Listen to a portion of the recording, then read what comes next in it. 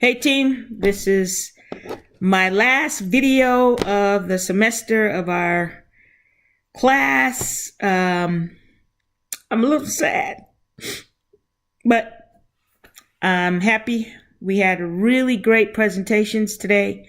Thank you for putting good effort into it.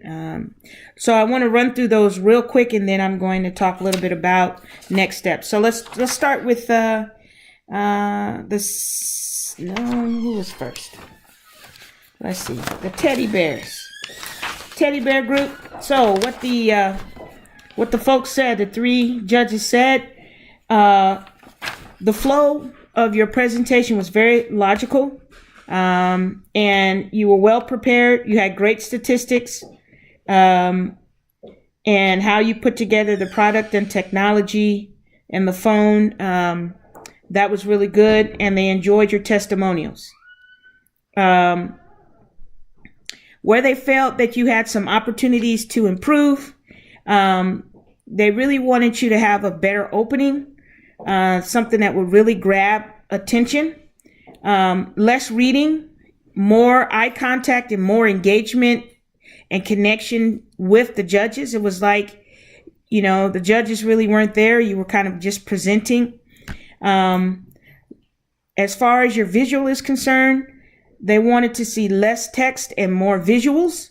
And they would have loved to have seen a product. While you had it up on the PowerPoint, they would have loved to have seen like a little teddy bear or something of that. And they wanted to, while you had some folks on there from the past, they really wanted to see a little bit more relevancy to 2018. So that was for those who were in the Tommy the Safety Bear. Okay, the next one was the collapsible straw. So what they said was that your concept, they liked the concept, they liked the stats. It was a timely product. The sustainability of it was cool. And how you showed how you could use it for different populations. And you connected more with them. They felt more connection with you as you were talking. Here is your opportunities. They said you should have had a better outline or more clear outline of what you were the story that you were trying to paint. And they would have wanted more benefits. Like what were some additional benefits? Again, less text on your PowerPoints and more graphics. They thought you probably should have practiced more. You were doing too much reading, and they would have liked to have seen a little bit more cohesion between each of the persons on the team. And they thought maybe that was just a little bit of nervosity. But the most important thing they said is you had the straw on the table, but you did not use it. You didn't demonstrate it. It was just sitting there. And they thought that you could have really ended your presentation by doing a demonstration and showing the straw and allowing the judges to take a look at the straw. So that's what you did well, and that's what they also said you could improve. All right, last group. Get your sip on, get your sip on, get your sip on, get your sip on. All right, the sippy cup. So what they like, well, you had lots of energy. They felt that you were very prepared. You had a great idea. It was relevant. Your testimonials about kids, parents, elders. Your entrance was very catchy. They liked how you were all dressed in black, and you were working together very well. And then the aids that you had, the clothes and the handouts, etc. What they thought was an opportunity for growth, again, reading from the notes, they thought that, when you're doing a presentation, you're trying to sell something, you definitely want to have what you're saying down, memorized, and ready to go. So they thought that. Now, one of the interesting things is they said that the sippy cup you had sitting up there looked dirty. So it was hard to concentrate on the effectiveness of your speech because the piece that you put in front of them was distracting because it was a dirty cup, right? So that was one thing.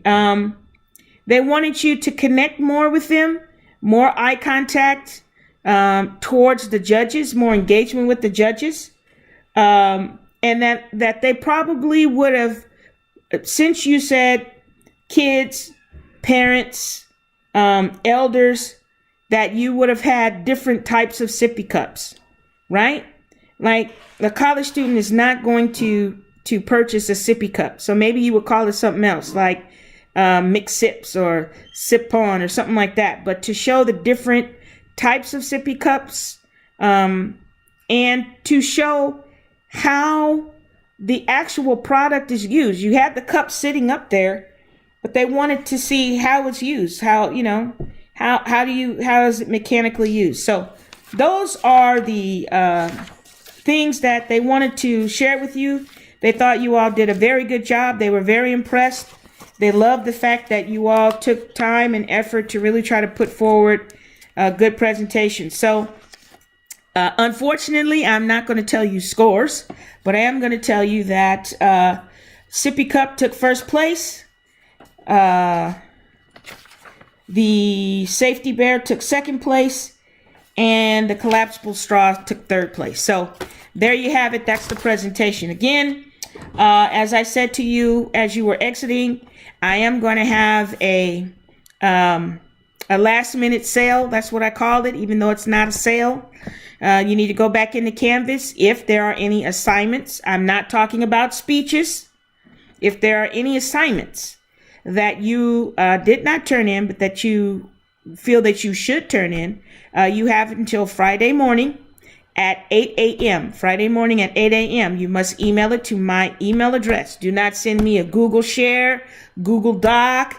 You need to send it to me in email as an attachment in a Word document. Or if you have to do it in some kind of a document other than Word, save it as a PDF and send it to me.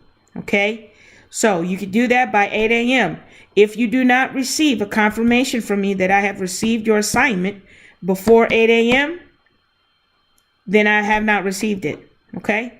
Again, you will not get full points because you did not turn it in on time. However, I will give you some points. But here's the caveat. Don't send me crap. I will not read it. I will not grade it.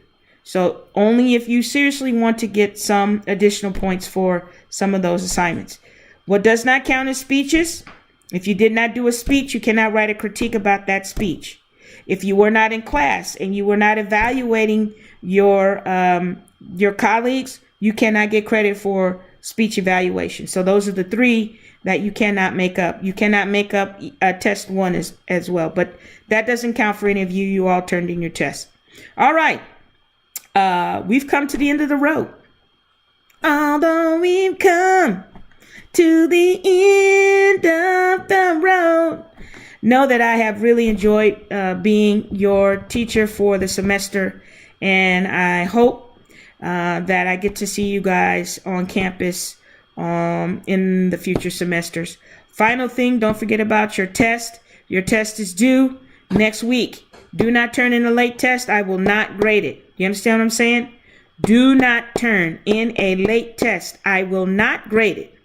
And you better believe it's going to impact your grade. Your grade will most likely fall one letter down. All right? So,